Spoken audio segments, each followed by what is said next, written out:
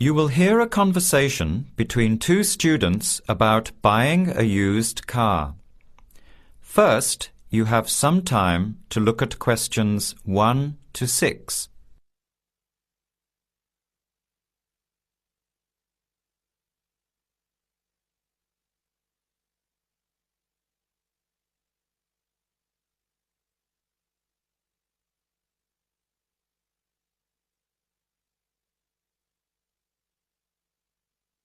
Notice that an example has been done for you.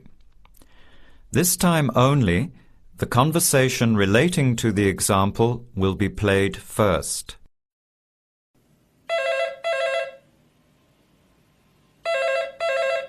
Hello. Hello. Can I speak to Eleanor, please? This is Eleanor speaking. Hi. My name is Jan. I'm calling about the car that was advertised on the notice board in the Student Union building. Is it still for sale? Yes, it is. Your ad says it's a 1985 Celica, in good condition. The car is a 1985 model, so you write 1985 beside year. Now, let's begin. Answer the questions as you listen. You will not hear the recording a second time. Listen carefully to the conversation and answer questions 1 to 6.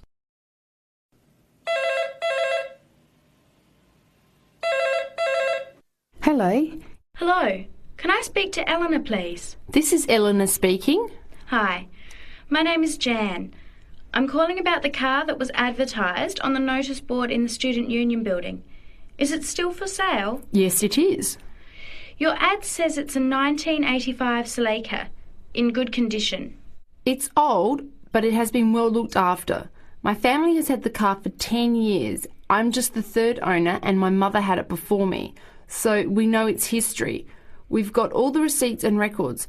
It's had regular maintenance and the brakes were done last year. It runs really well but looks its age. Why are you selling it, by the way? Well, I'm going overseas next month to study. I'll be away for at least 2 years, so I have to sell it. Unfortunately, it's been a good car. You want $1,500, is that right? I was asking $2,000, but since I need to sell it quickly, I've reduced the price. Would you like to come and take it for a drive? I don't live far from the university. Yes, I'd like to have a look. What time would suit you? Any time this evening is fine. Well, I finish classes at 6 o'clock. How about straight after that?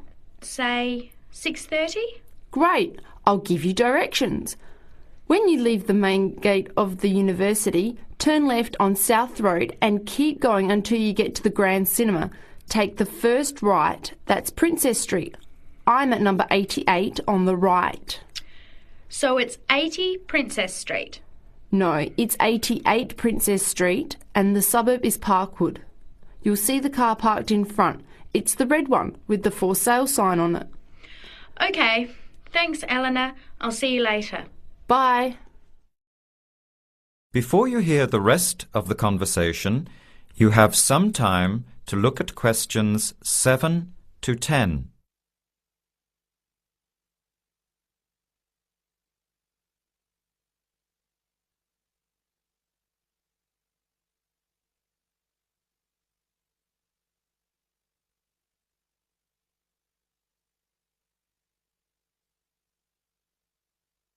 Later that day, at the university, Jan meets up with her friend Sam and tells him about the car. Hi, Sam. Hey, Jan. What's happening? I'm glad I ran into you. I've decided I have to get a car. You're going to buy a car? Do you really need one? I'd probably still be driving, except that my car broke down last year. Instead of getting another one, I just moved closer to the university and went back to riding a bike. Better for the environment, better for my health, and I save a lot of money. Did it really cost that much? Well, when you think of registration, insurance, rising petrol costs, parking plus maintenance and repairs, it adds up. I know it's going to be expensive, but I really need my own transportation. It takes half an hour by bus each way to university as it is. But now I'm working at night in the city. There's no way I want to hang around waiting for a bus late at night, then walk 3 blocks home alone. Hey, I think you've got a point there. So what kind of car are you looking at? It's an 85 Celica, same kind as I used to have. The owner's asking $1,500. That's pretty old. How many kilometres has it done? You know, I forgot to ask. I'll have to check tonight when I go to see it. Would you be able to come with me to have a look? At about 6:30? Sure, I'll come, but I don't know a lot about cars. I do know one thing, though. I wouldn't buy an old car without having a mechanic look at it first. That's a good idea. But won't it cost a lot? Not really. You can get a check done through the Automobile Association for $80, and it comes with a report on the condition of the car. It can save you a lot of money in the long run. I'll keep that in mind. So we have to get to Parkwood at 6:30. Do you want to take the bus? It goes straight down South Road every 15 minutes. Or maybe we could walk. I don't think it's that far. Actually, I could borrow my roommate's motorbike for an hour or so. He's working all evening in the library. Do you think he'd mind? No way. He owes me a favour or two. Okay, great. See you at 6, outside the student centre. That is the end of section 1. You have half a minute to check your answers.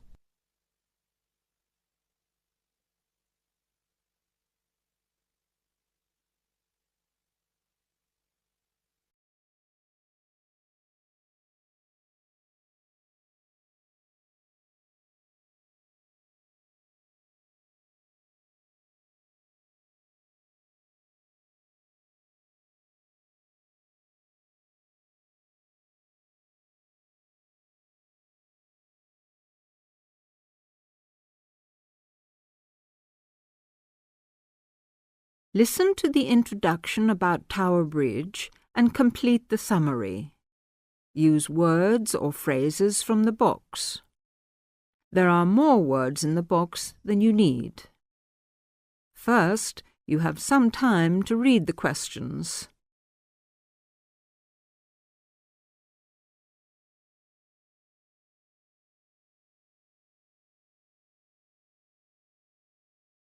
Now, listen to the talk. Tower Bridge is located in one of the most interesting parts of London. On either top of the tower, you can get a bird's-eye view of the wonderful scenery all round Tower Bridge. On its south side are many tall old buildings. On its north side stands the Tower of London itself. But Tower Bridge, the first bridge over the Thames, as you travel to London from the sea, is the most famous of them all. Although they look the same age, the tower is almost 1,000 years old, and Tower Bridge, which was built in the 1890s, is just over 100. Because of the tall ships up and down the Thames, it was proposed in 1850 that a bridge across the Thames near the tower was most necessary. However, the designers argued about the new bridge for about 30 years. They took so long because they had two big problems. One is that the new bridge must look like the old tower, and the other is that the bridge must not look like a modern bridge. They made it look like the old tower, so everyone was happy. Besides, the most surprising thing about Tower Bridge is that it opens in the middle, while big ships are going through to the Pool of London. If you're lucky enough to see the bridge with its two opening arms high in the air, you'll never forget it. The bridge took 8 years to build and cost £900,000, a lot of money in those days. But it was a wonderful success and became a famous tourist attraction in London on the day when the bridge was completed. 100 years ago, the Thames was once London's busiest traffic route, so that the bridge opened at least 12 times a day. Today, big ships don't go so far up the Thames. Tower Bridge opens perhaps only twice a week, but the same wonderful machinery is still in good condition. Green, yellow and red, the colourful wheels and engines look smart and new, not 100 years old. They still lift the two heavy opening arms, each 1,000 tons, leaving 70 metres for the ships to go through. And they still can open and close the bridge in 1.5 minutes. Things are changing greatly now at Tower Bridge. The horses that used to help with pulling have gone, and so have the tugs, for they're no longer necessary. The walkways from one tower to the other at the top of the bridge were closed years ago because so many people jumped off them into the Thames, which is said to open again soon. In addition, the beautiful wheels will be part of a special exhibition for the public to visit. There'll be a restaurant in one of the towers and a pub in the other. But whatever happens in its exciting future, Tower Bridge will always mean London.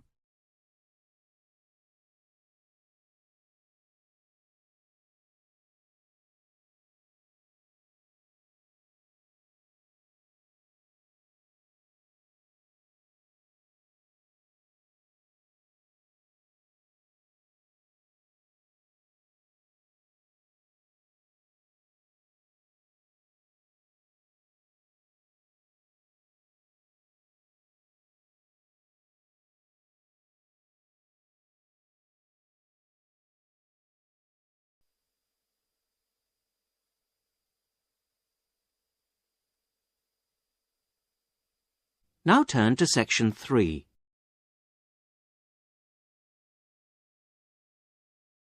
Section 3. You're going to hear a university tutor interviewing a candidate for a place on a postgraduate diploma course in teaching geography. First, you have some time to look at questions 21 to 27.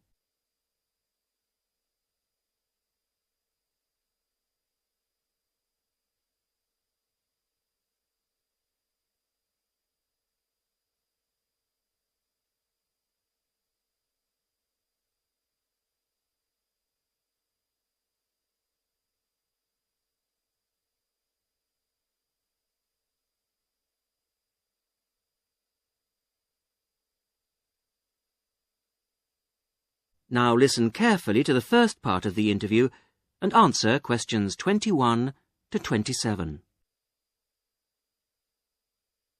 Hello. Jonathan Briggs, isn't it? Yes, that's right.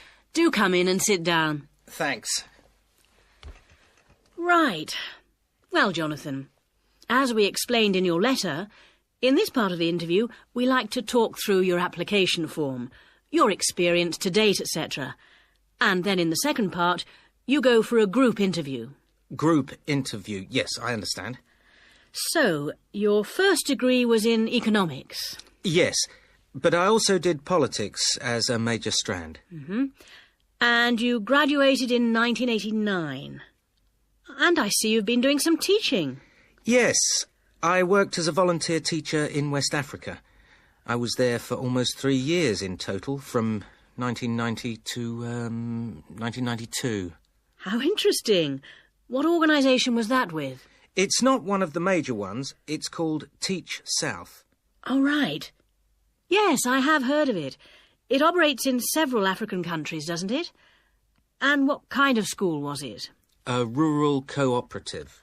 Oh, a rural cooperative. How interesting. And what did you teach? A variety of things in different years. I did, with forms 1 to 3, mainly geography, and some English with form 5.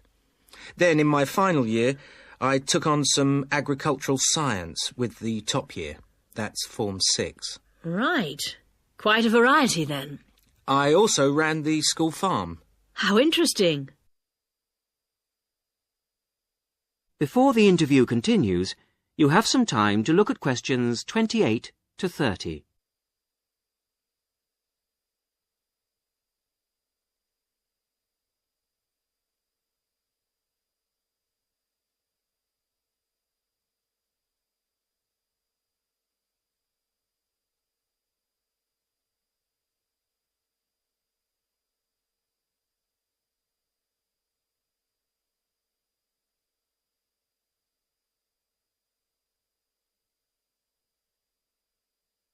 Now listen to the rest of the interview and answer questions 28 to 30.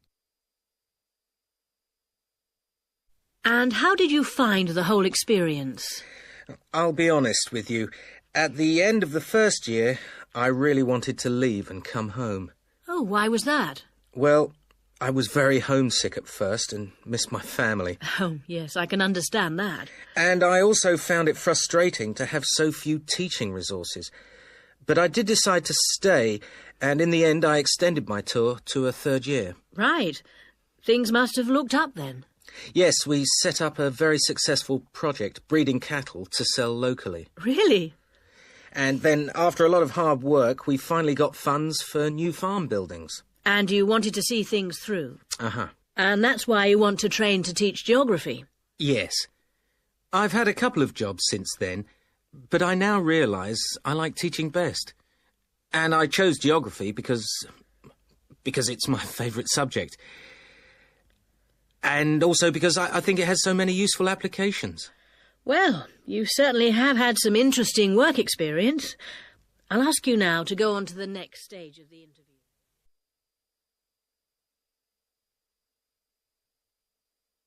That is the end of section 3. You will now have half a minute to check your answers.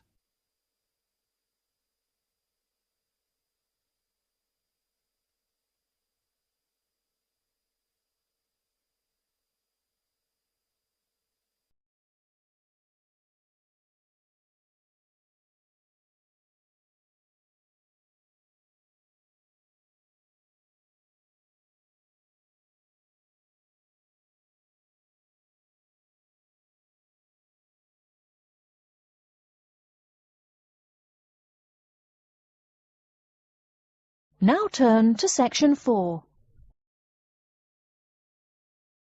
Section 4. You will hear a lecture about how to choose flooring materials. First, you have some time to look at questions 31 to 40.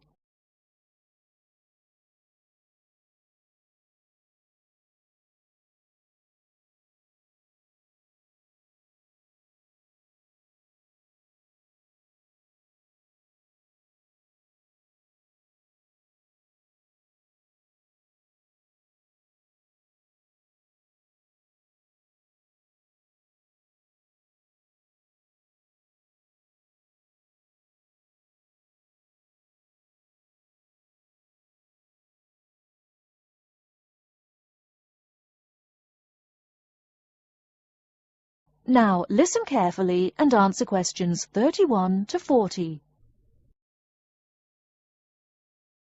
We've been talking about choosing building materials in the last week. Now, a great many factors influence the choice of building materials. You can't make a house of cards, right? And people who live in glass houses and all that. Anyhow, today I'd like to say a few words about flooring. Some artificial materials can be used, like plastic for instance, which offer mixed blessings when used as a flooring surface. On the one hand, plastic is cheaper than nearly any other alternative, short of bare ground. Plastic also does not warp like wood. On the other hand, the best that can be said about plastic is that it looks like wood or stone. However, it cannot replace the real materials. As I have mentioned, I'm fixing up a new house. The decorator my wife hired told me plastic does a great job of looking exactly like plastic. Besides, it scratches easily, fades or discolours, and starts cracking within a year or two. So, if you're fitting out a sleazy hotel or plan to live in a trailer park, go with the plastic. Really though, for all intents and purposes, this leaves us with wood or stone as choices for flooring. Stone and wood are alike in at least one respect. Both go through processing before they can be put to use. Since few of us cut our own lumber or quarry our own stone, this is not perhaps a pressing concern. Still, do-it-yourselfers would do well to remember to buy only properly seasoned wood. Unseasoned wood warps, and a warped floor quickly becomes firewood, and its owner quickly becomes poorer. Likewise, except for dull-hued materials like slate or sandstone, most stone floors are polished before installation. The choice goes well beyond just wood or stone. Each type requires many further considerations. A few special remarks are called for when considering wood. For example, as always, aesthetics. Personal taste and layout all play roles, as well as the type of house or room. Oh, and certainly don't forget the cost. When it comes to cost, a rule of thumb is that the softer and less exotic the wood, the lower the cost. In the US, for instance, pine is both ubiquitous and cheap. Mahogany is imported and exorbitantly expensive. If you're on any kind of budget when remodeling, it's really helpful to remember to go for the softer woods. Aside from cost, there are still lots of different factors that are important in choosing the best flooring for the job. Continuing with the example of wood, one must consider the effects of each type of wood on the mood of the room. When selecting the best wood to use, particular attention needs to be paid to its grain patterns, texture, and colour. In rooms where relaxation or deep thought is the aim, say bedrooms or the study, dark, strong-grained woods are the rule. Here, the grain ought to match the furniture for a feeling of homogeneity. In rooms where activity and motion are typical, the dining room or living room, lighter, finer-grained lumber is more suitable. In such a setting, the wood grain might be useful in offering a contrast to the furniture. This leads to a feel of subconscious excitement in keeping with the room's function. In either case, though, consult a decorator. It is a decorator's job to know what materials to use to fit the function of the room. Though some things about putting together a room are subjective and based on one's individual taste, materials appropriate to a room's function are much more straightforward. A decorator takes the needs of the customer and uses a mathematical formula rather than subjective words. Since feelings vary from person to person, verbal descriptions of wood types tend to be ambiguous. You want the wood you select, not something approximate. And if you do decide to do it yourself, remember that all wood must be treated with preservatives to enhance its appearance and preserve its natural beauty. In the case of stone, or quarry tile, as flat-cut flooring stone is properly called, a new set of considerations must be weighed up. Simple colour aside, the degree of reflection must be kept in mind.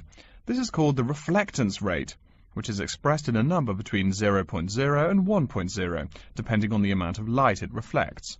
At one end of the scale is polished silver. At a rating of 1.0, this shiny surface reflects nearly all of the light directed at it. Numbers closer to 0 describe materials that absorb more light. Moving down the scale a bit, we see that plastic that has been painted white has a rate of 0.8, which makes sense. We know that the colour white reflects all other colour, while black absorbs all colour, and plastic itself is a relatively reflective material. Materials that are denser and darker have reflectance rates much closer to 0. The quarry tile I mentioned a while ago has a rate of 0.1. As you may know, quarry tile is generally dark brown and made from clay, so it is quite dense. Of course, there is considerable variation among types of quarry tile because of the hue or treatment of the clay during its creation. Does anyone have any guesses as to what material may have a rate of almost 0.0? We can guess most of these materials are black in colour, but plastic, wood and even stone reflect some light. One material with a rate of almost 0.0 is black velvet. The texture produces almost no shine at all. Carrara marble, despite its white hue, is actually lower in reflectivity than black onyx. In any case, the fact that tiles vary somewhat should not be forgotten. A highly reflective floor would not be suitable in a library. It would be indispensable in a ballroom, should your home be large enough to feature one. Again, a rule of thumb is that light means lively. Since form and material follow function, one should only use the more reflective materials in rooms where the cultivation and expression of energy is important. Bear in mind, too, that most types of stone cost more than all but the rarest of wood. Of course, there is no reason why some rooms of a house should not feature wood floors or other stone tiles. You can even mix the two. A room with wood panels on the walls can have a beautiful stone floor. My bedroom has white birch walls and a light blue slate floor. The place looks like a Russian hunting lodge. Remember, though, go with what feels right for you. Good taste and the laws of interior design are the homeowner's servants, not his master. It's only beautiful when you decide it is. I mean, you're the one who lives there, not the decorator, right? Okay, are there any questions? That is the end of section 4. You now have half a minute to check your answers.